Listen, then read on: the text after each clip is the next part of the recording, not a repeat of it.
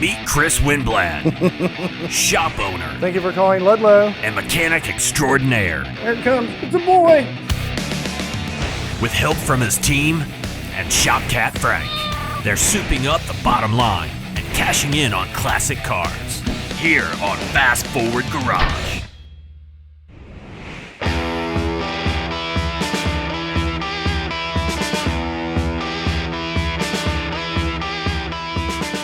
So we got the orange Corvette moved around.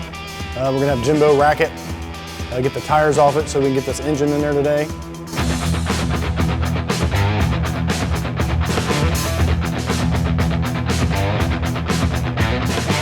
We got a few things we gotta button up before we can actually get the engine in there, like put the hoses on the radiator. Some of the things are a little bit easier to do before the engine's actually in it. You need a third hand, Jim? Dude, I don't think there's room in here for. I can't even get my hands in here. Uh-oh. That's a tiny spot then. Dude, telling you, I can't even eat a Whopper. My hands are so small. Can't get his hands around it. There you go, Jimbo. Did you get it on there? Told you, get the f out of my way. Can you get screwdriver on it now, though? I can get my wobble 5/16. And we see it a lot on these hot rods. Trying to make stuff fit that doesn't.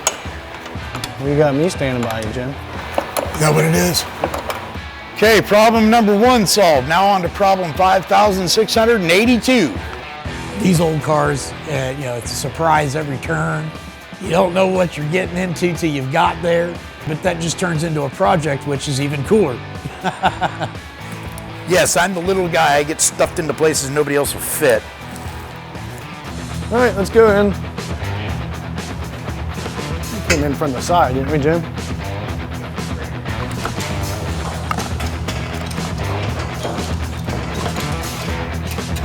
That's good.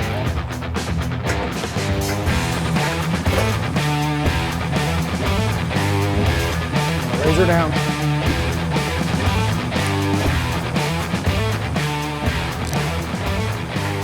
Okay, let's put some bolts in this thing before we go any farther.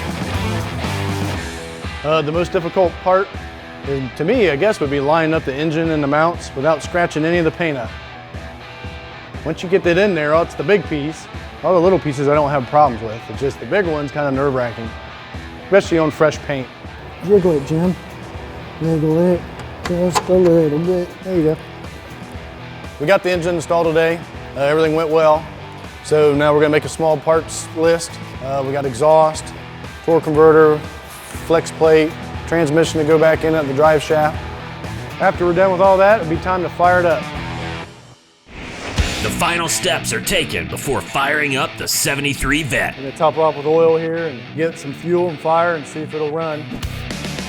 But will she purr like a kitty cat or putter like a Pinto? Find out on the next Fast Forward Garage.